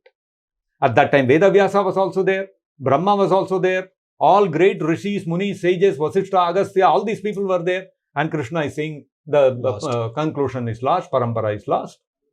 What does that mean? Parampara is lost because conclusion was, it had become murky. It was not easily accessible for the common man. If I as a common man, if I want to understand what is the real conclusion of the Bhagavad Gita, and I go around searching, and everywhere I'm only getting Mayavadis books, that means Parampara is lost, which is not the reality today. You go into any country, any language, you will get Prabhupada's Bhagavad Gita, you will get Prabhupada's books. It is so easily accessible for the common man. You don't have to speak, you don't even need Sanskrit knowledge, you don't even need to know English. You can get the Paramparic conclusion right now in your hand. In practically every language of the world, Prabhupada's books have been translated. That means Guru Parampara is alive and running very efficiently. This is the understanding of Guru Shishya Parampara, not in terms of the physical presence of a person. Prabhupada never gave importance to physical presence. In fact, Prabhupada said those famous quotes, Vani Seva, Vapu is not important, Vani is more important. What does that show? Vapu is not important, Prabhupada himself has said. But unfortunately, what happened after 77, 78 is evident for us. So, what's happening in ISKCON is unfortunately is not what Prabhupada wanted it to happen. Yes. So, they had a set of there are multiple gurus made and few of them falling from their grace. Not few, many. So, you see, the thing is, Prabhupada himself says in Bhagavatam in one of the purports, that whenever a powerful Acharya leaves the world, there will be disturbance. It is bound to happen. It is natural. When Bhakti Siddhanta Saraswati Thakur left this planet, then also there was great turmoil. Srila Prabhupada, Bhaktivedanta Swami Prabhupada, powerful Acharya. Such a powerful Acharya, actually the world has not seen till his time. You look at Jesus Christ, there was a certain area in which he preached. Muhammad the Prophet, peace be upon him, he also preached within a certain circle. Ramanujacharya went from South India all the way up to Kathmandu. Nepal. He went all the way up to there. You look at Shankaracharya from Kerala, he went all the way up to Kashmir. Nobody crossed the ocean. Prabhupada was the first Acharya who crossed the ocean and he installed Krishna in the hearts of Mlechas and Yavanas who had no idea of who Krishna is, what Krishna is. This is the power of Prabhupada. Like Bhakti Vinod Thakur himself said, that the power of a preacher is known by the results. You look at our whole Guru Shishya Parampara, of course, all of them are great personalities. I'm nobody to compare with any of them. But objectively speaking, you look at it. With all due respect to all of them, if you look at what Prabhupada has done, nobody has done. In fact, even Prabhupada said, Nityananda Prabhu delivered Jagai and Madhai. No other incarnation had done before. He did that. But he delivered only one Jagai and one Madhai. And Prabhupada delivered thousands and thousands of Jagais and Madhais. And Prabhupada says, of course, by the kripa of Nityananda Prabhu only. Not that Nityananda Prabhu is any less. But he wanted to give the credit to his devotee, to his powerful devotee. You see, the Chaitanya Bhagavat also says that Mora Senadipati Bhakta, Chaitanya Mahaprabhu said, that everyone will become inundated with love of Krishna, everybody will become a devotee of Krishna, and those who run to Paschatya Desa, far off places, who will run away, my Senadipati Bhakta, my commander-in-chief will come and drag them and make them devotees of Krishna. This is Chaitanya Mahaprabhu's prediction. Now, an ordinary soldier is there. When he fights in a battle, when an ordinary soldier fights in a battle, he will kill one person, two people, three people. If the commander-in-chief enters the battle, he has to do something superhuman. He cannot be killing one, two, tukda, some people and all that. He has to kill one entire phalanx of people, or he has to down an entire group of elephants, or something really he has to do. Then only you will say, this is the commander, right? Commander means he has to be so powerful. Prabhupada is the commander-in-chief of Chaitanya Mahaprabhu. So what he has to do, he did something which nobody can even dream of. Or at least Bhakti Siddhanta Saraswati Thakur was only dreaming this has to happen, but nothing happened. Prabhupada went, set foot, that's all, conquered the whole world. This is commander-in-chief. Otherwise, you cannot call him commander-in-chief. If he goes to Western world, makes 2-3 disciples and come back, you cannot call him commander-in-chief. Ordinary soldier can do that. That is why Prabhupada went everywhere. He went to Iran. He went to Japan. He went to Russia. Now, today, of course, Russia is opened up far better. Those days, Soviet, the USSR, Iron Curtain, Prabhupada went behind that. And one person he caught for 1 or 2 or 3 days, preached to him, empowered him, Ananta Shakti. That man went and set fire in the whole of Russia. Why? Because Prabhupada empowered him. A commander-in-chief, no. He needs only one person. He doesn't need big governments, big army. All alone, he is enough. All alone, Prabhupada went. That Shyam Sundar or somebody was there with him. 1 or 2 devotees were there. They actually did not do anything. One soul they brought to him. Finished. That was enough. Prabhupada finished Russia. So this is commander-in-chief. So Prabhupada is not an ordinary person. So Prabhupada is the commander-in-chief. He is when such a commander-in-chief comes, he does superhuman things, and he has established the dharma, the essence of the scriptures, which anybody can access so easily. Today, if you want to get a copy of the commentary on the Bhagavad Gita by Ramanujacharya, you go and try to get it. You go to Srirangam, you go to Melukote, you will not get it. If you want a copy of the Bhagavad Gita by Prabhupada, so easy. How can you say Parampara is not existing? So if the real conclusion of the Vedic scriptures is present in the society, that means Parampara is alive and running. This is what Prabhupada said. It doesn't need a physical presence. Russia, Prabhupada was not physically present. One Ananta Shanti, that devotee, was there. Prabhupada had empowered him. Enough. For Prabhupada to conquer Russia, he doesn't need an army of 100 people. Prabhupada going and camping there and years together he is working on. Not required. For commander-in-chief, Russia, the whole earth is nothing. He will sit in one place. One day he will inundate that place with Krishna consciousness. And they would say if that commander-in-chief was so powerful and potent, why couldn't he create one similar commander-in-chief to continue the parampara? Commander-in-chief cannot be only one. There cannot be multiple commander-in-chiefs. No, for the time being. Commander-in-chief is at only a time. one. At a time. Commander-in-chief of Chaitanya Mahaprabhu's army. So army is commander-in-chief. Bhishma was commander-in-chief until he left. Karna would refuse to become. So after he died only, Dronacharya became commander. So the Dronacharya, Bhishma, Karna, they are all there. Together, all of them become commander-in-chief. It will not work. You can have only one commander-in-chief. That commander-in-chief, Prabhupada is there. He is still living in his books. He is still directing the whole war against Maya. And we are winning the battle. So why you need another commander-in-chief? Commander-in-chief himself is standing in the battlefield. Prabhupada is personally standing. And he's look at all our projects. You look at Vrindavan Chandrodaya Mandir, tallest temple in the world. You look at this one, our heritage tower coming up in Hyderabad. You look at our the Vaikunta Hill project, which is coming up in Kanakpura. All humongous projects. Commander-in-chief is personally standing there and getting everything done. Why do you need another commander-in-chief? He himself is there. Prabhupada himself is standing there. Why do you need another person? Just follow the commander-in-chief. That's all. This was not there in any parampara earlier. We have never heard this Ritvik system. It was, how come suddenly it has popped up? You see, after his it's like departure? It's like this. The way spiritual master, a Diksha Guru, gives Diksha to his disciple is not defined in the Vedic scriptures. It is left to the spiritual master, Diksha Guru, to decide what is the form in which he will give Diksha Guru. Narada Muni gave Diksha to Dhruva Maharaj. Yes or no? Yes. How did he give Diksha? By giving the mantra. Right? He did not build one fire sacrifice, make him sit there, chant on the bead, and then give him the mala and give him one name. He didn't do any of those things. He tested Dhruva Maharaj for his conviction. Is he determined to find Narayana or not? He found he was determined. He gave him the mantra, Diksha ho gaya. Narada Muni initiated Mrigari. How did he initiate Mrigari? He told him to break his bow. By breaking his bow, Mrigari became initiated. Yes or no? Yes. The method of initiation, how he is going to initiate somebody, is left to the spiritual master. Prabhupada chose, this is the way I want to initiate my disciples. Who are you and I to question? It is his prerogative. Prabhupada is the Guru.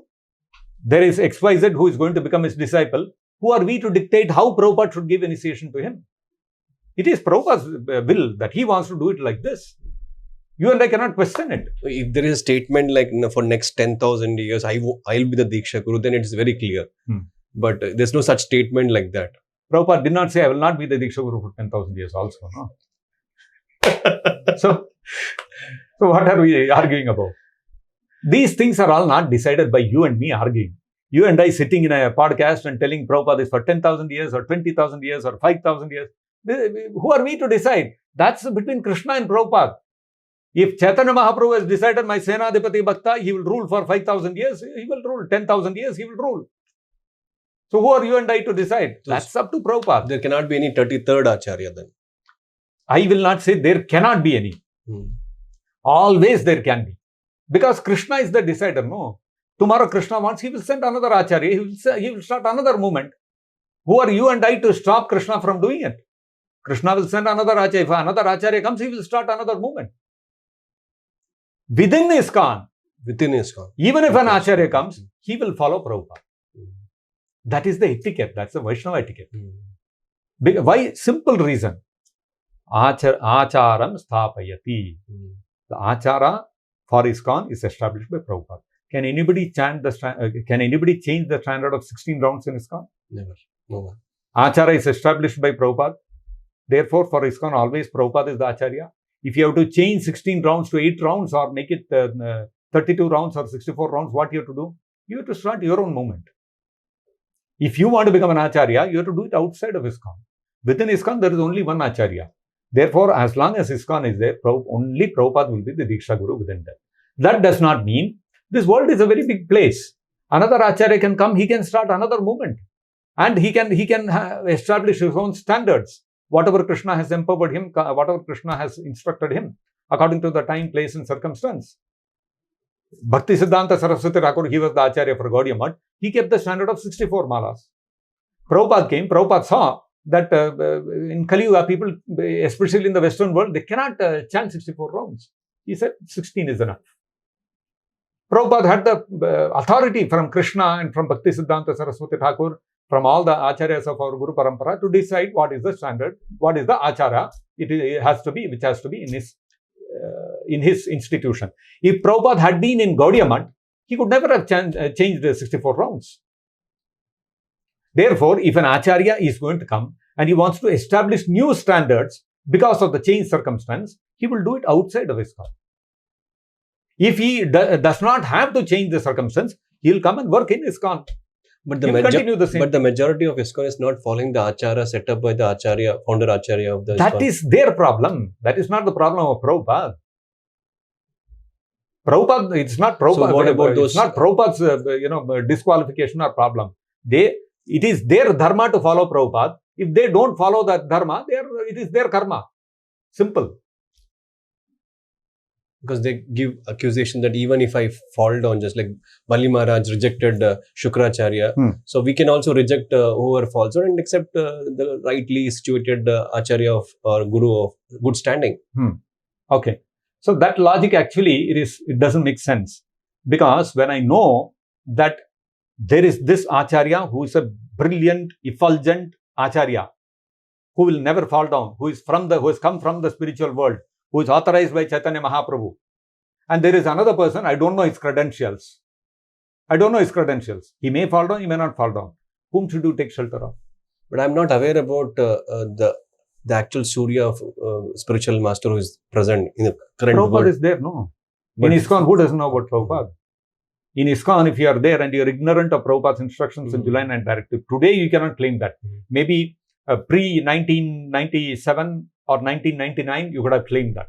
Because I remember when the Guru issue broke out, those days, the Veda base, there used to be the DOS version of Veda base. It used to be called the folio. When the Guru issue broke out, I went into the folio and searched for the July 9th letter. It was not there at all. All the letters, books, conversations, everything was there. July 9th letter was not there. That time, if I did not know, I could have accepted that, yes, ignorance is a possibility. He is not aware of the reality. Today, it has become, it is available on the Veda base. So much discussion about this is happening all over the world with social media and mobile phones, internet and all these things becoming all pervasive. Nobody can claim ignorance. It is your duty to find out whether the Guru system in ISKCON is bona fide or not. You have to find out now. And it's very simple. You go into the internet and type bona fide Guru in ISKCON, everything will pop up. True, actually. So you cannot hide behind that argument that I am not aware and all those kind of things. So another accusation they have is, if I can take from Prabhupada who is not physically present, I can take it from Bhaktisiddhanta or Chaitanya Mahaprabhu or Krishna himself. Why not directly? Take from Shad Goswami, take from Krishna directly? The point is, did Krishna or Shad Goswamis or Chaitanya Mahaprabhu or Bhaktisiddhanta Saraswati Thakur, did they say that they are authorizing Ritvik system to give initiations on their behalf? And did they institute that system? They did not. Institute. It was Prabhupada's choice. Correct. Prabhupada did that. Therefore, that system has significance and it has got a certain authority from Prabhupada. And therefore, we follow Prabhupada's instruction.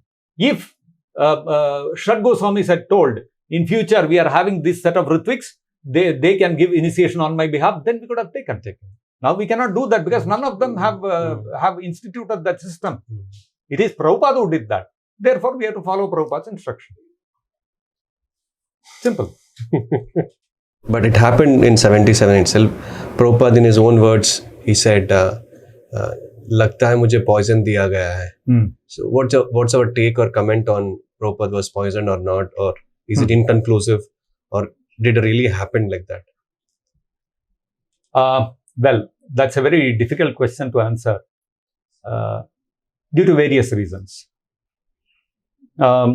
Officially, if you look at us, we have not really taken a stand on this matter. It would be difficult for me also to say anything on this matter because it's more of a speculative kind of thing. It requires somebody to get into the details and dig into the details. It is a fact that Prabhupada did say that somebody has poisoned me. ये वही बात कि किसी ने मुझे poison दिया है. And that Kaviraj asked Prabhupada that किसने दिया? And Prabhupada replied, यही सब friends. And I think it was the next day that Bhakti Charu Swami or somebody went to Prabhupada and asked Prabhupada, Prabhupada, did you said that somebody has poisoned you? And Prabhupada said, no, I never said that. By this, what we can see is either the circumstances at that time was not conducive for Prabhupada to come out with the full truth, or Prabhupada deliberately chose to subdue the matter, not make a big issue out of it, for reasons that Prabhupada knows best.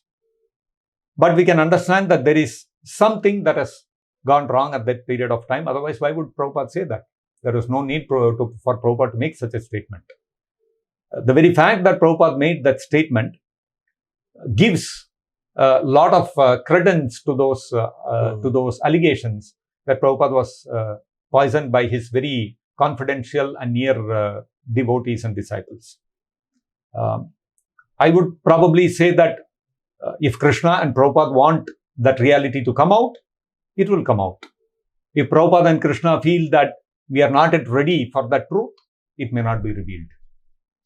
Another accusation on Ritvik's is, or those who want to follow Prabhupada as an Acharya, is they accuse that you're like Eklavya who wanted to take Diksha from this deity of Prabhupada, like Eklavya did for Dronacharya. Yes. How do you counter that? How do you see that? Well, there are two aspects to that argument. One argument by what they give is that you are not giving an opportunity for Prabhupada to reject or accept you. You are forcing yourself upon him. That is one aspect.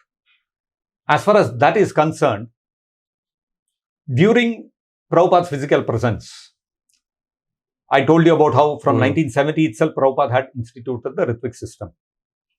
Prabhupada had delegated that selection of the candidates and responsibility to select that right candidate. Prabhupada had delegated to the temple president already. It was not even the Ritvik's responsibility. The July 9 directive also, Prabhupada is not saying that the Ritvik will decide who is the right candidate or not.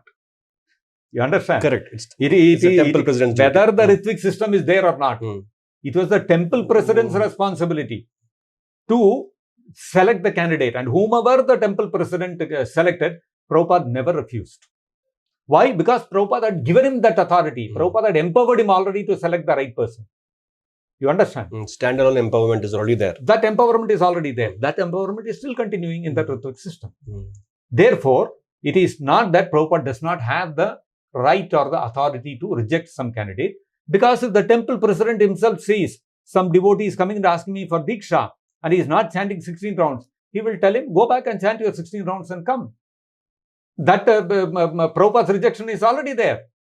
And on the other hand, if somebody is chanting 16 rounds seriously and following the 4 regulative principles, if he goes to Prabhupada, will Prabhupada ever say no? Of course, we cannot take that argument as a solid argument, but I'm just saying for the sake of another argument. But the real argument is what? The real fact is that the temple president is already rejecting unqualified people. If somebody is qualified, he is selecting him to be a suitable person, Prabhupada is accepting. Somebody is breaking the 4 regulative principles, he is drinking coffee, tea and says, Prabhu, I cannot leave coffee and tea, but give me Diksha from Prabhupada. He will not recommend. Over. So rejection is happening, no? Okay. If somebody is chanting 16 rounds, following 4 regulative principles, why will you want to reject him? Why will you want to reject him? Prabhupada is not using his whim and fancy, no. You are chanting 16 rounds, following 4 regulative principles. I don't like you, I will not initiate you. Go. You are following 4 regulative principles, 16 rounds. I like you, so I will give you Diksha. Did Prabhupada ever do that? Prabhupada was very clear. You do these things, I am ready to give you Diksha. And it was the duty of the temple president to check whether the devotee, at least for 6 months, he has been following all these things. If he is following all these things, you tell me, I will give him Diksha. Prabhupada already empowered, trained, and he instituted the system for 7 years in ISKCON. Why will it not run now? It is running even now. If I want to know currently when Prabhupada is not physically present, how do I know that I am actually pleasing Prabhupada? Okay, I'll come to that. Because the second part of this one I did not complete. The second part of that Eklavya example that they give is that Dronacharya never authorized Eklavya to become his disciple. Yes. He has himself gone and presumptuously said, I am a disciple of Dronacharya. But reality is, Dronacharya did not institute a Ritvik system. Prabhupada instituted. You cannot compare these two examples. True. If Dronacharya had instituted a Ritvik system and then he rejected Eklavya, then you can say, okay, let us sit and compare. When he did not do a system which Prabhupada has instituted, how can you compare? You cannot compare. Fact is, Prabhupada instituted. Therefore, we are following. If Prabhupada had not instituted, we would not have followed. It's a simple thing. We are not going and creating our own new thing. Oh, I've thought up some new thing. I'll become Prabhupada's disciple. It's not like that. No. Prabhupada has given this system. Therefore, I'm following it. That's the second part of the argument. So, coming back to the point that how do we know whether I'm pleasing Prabhupada or not? That question was asked to Prabhupada in Prabhupada's presence itself. How do we know that I'm pleasing the spiritual master? Prabhupada said, if you follow my instructions, I'm pleased. Over. You follow July 9 directive, Prabhupada is pleased. You don't follow the July 9 directive, Prabhupada is not pleased. Simple. So if you want to please Prabhupada, follow the July 9 directive. Over. And for all those who are hearing this podcast, if someone wants to take up Krishna consciousness seriously under a bona fide spiritual master, as Srila Prabhupada has his spiritual master, what he should do is watching this. He has to read Prabhupada's books, chant the 16 malas Hare Krishna mantra every day without fail, follow the 4 regulative principles, and follow all 4 the regulative principles are no meat eating, no illicit sex, no gambling, and no intoxication. These 4 regulative principles you have to follow. Minimum 16 malas of Hare Krishna Mahamantra you have to follow every day.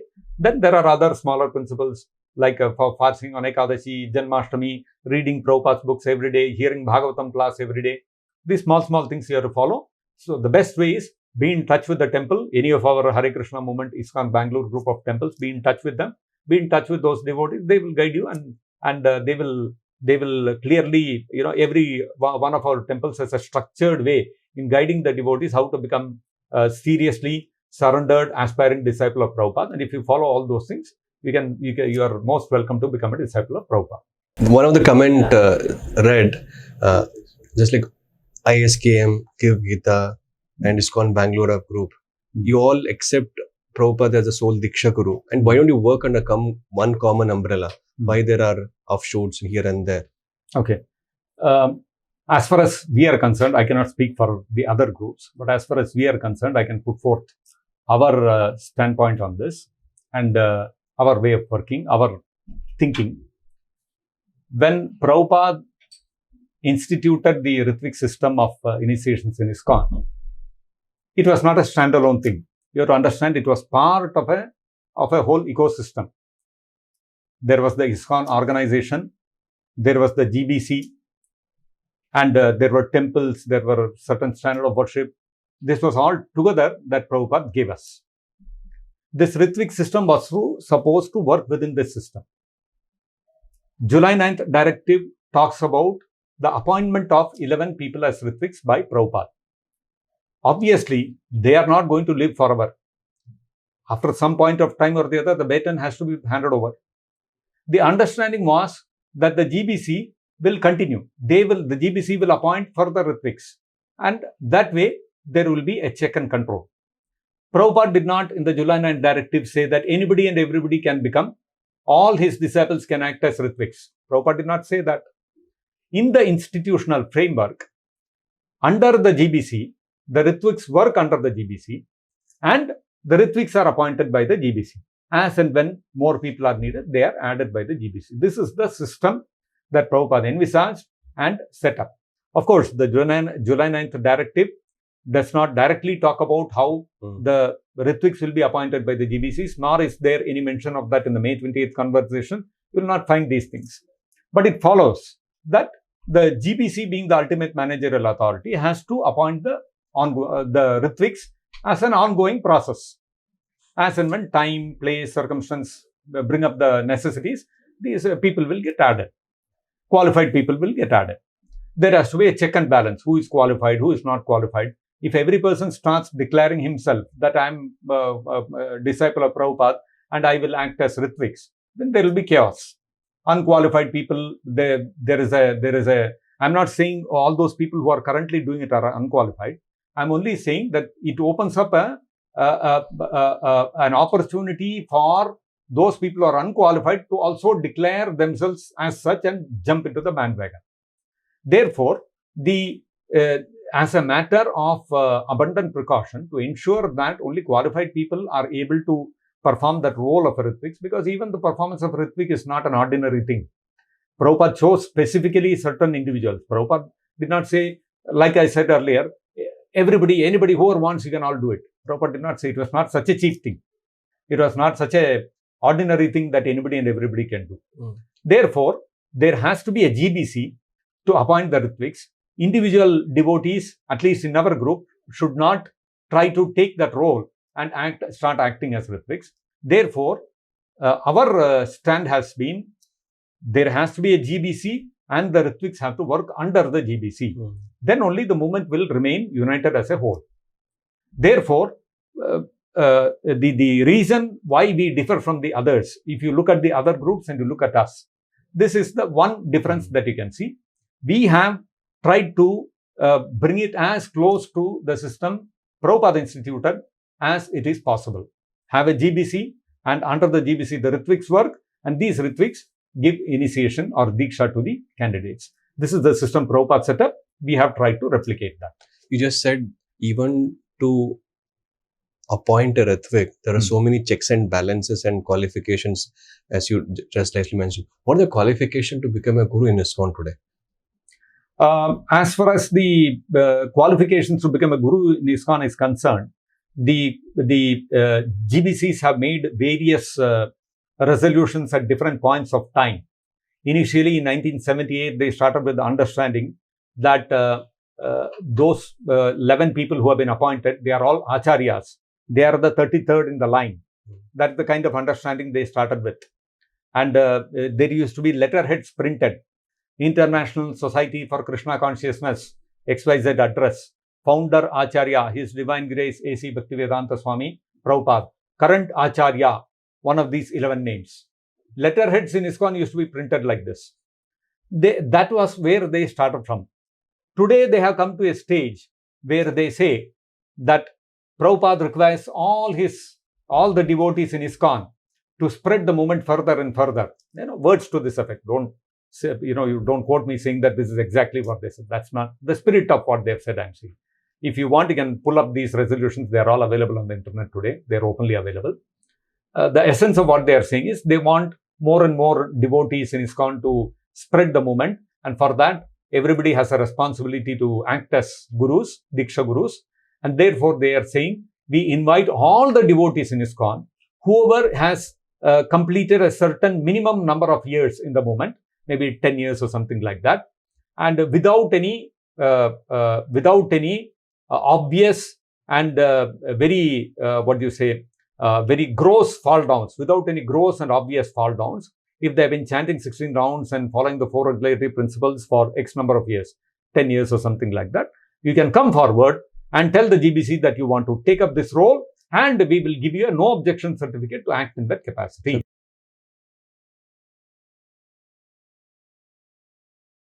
Actually, not appointing gurus. I want to become a guru. It's like this. Suppose you are the GBC. I want to become a guru. I come to you, the GBC of ISKCON. I want to become a guru. So they tell you, give an application. They'll take that application. Ask me, which temple are you from? I'll tell, I'm from XYZ temple. I'm from Delhi. I'm from Bombay, wherever. They will communicate with the devotees there and ask him, how is he? Is he a good devotee? Has he had any fall down? They will give a certificate. Yes, he is okay. Okay, then they give a no objection certificate. We have no objection for you to carry on the service of being a guru.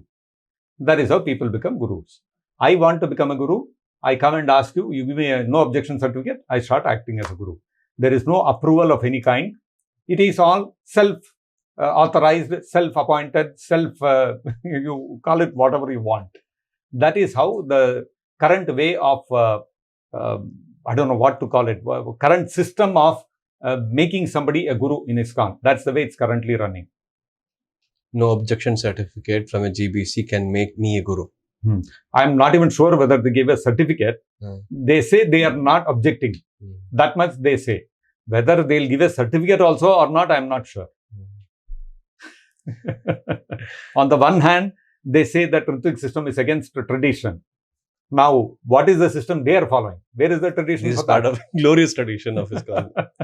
So they have, if you put all the arguments that they give towards the opposing the Ritvik system, if you apply those arguments, test their own guru system with those arguments, they themselves will fail. So that's the sad state of affairs there. That's why it's true that Brahmanda Brahmite Kono Bhagyavan Jiva is so true. Brahmanda Brahmate Kono Bhagyavan Jiva Guru Krishna Prasade Pai Bhakti Lata Bija. What is this Bija? Who is giving you this Bija? This Bija of Bhakti. Prabhupada says this Bija or the seed refers to all the rules and regulations that you follow according to the instructions of the Guru. And then Prabhupada says chanting 16 malas, following 4 regulatory principles, attending Mangalarati, sadhana. These things are the Bija. These are the Bhakti Lata Bija. In ISKCON, who is giving you that Bhakti Lata Bija? Who is sowing that Bhakti Lata Bija in your heart? It is Prabhupada. And so, Prabhupada is sowing the Bhakti Lata Bija in your heart. Prabhupada is revealing the transcendental knowledge in your heart, Divya Jnana. Kuryat Papasya Sankshem. Prabhupada is destroying and removing all your past sinful reactions, both Prarabdha and Aprarabdha. And Prabhupada is qualifying you. Prabhupada is changing you, giving you a new subtle body, which is a Brahmana body. Prabhupada is giving you and giving you an opportunity to worship the deity. And you will go and call somebody else as your Diksha Guru. So that Diksha Guru, compared to all these things that Prabhupada is doing, what is that Diksha Guru doing for you? In one ceremony, you are sitting and he is giving you one name and chanting your beads. Is this the definition of Diksha Guru? They have reduced the Diksha Guru to a person who officiates or oversees a ceremony. That fire sacrifice is the ceremony. Somebody sits there and whoever is the living person sitting there and giving you the Diksha and the name, that is the Diksha Guru. The Vice So, Chancellor, Diksha is reduced from a process to that fire sacrifice ceremony. the Vice Chancellor who gives a certificate on the final day of degree Convocation. So it's become like that. And now slowly what they are saying is that that Guru himself will not come for the Diksha ceremony. He will appoint somebody else to do it on his behalf. They can have Ritviks. Prabhupada cannot have Ritviks. But still they accuse this one terminology.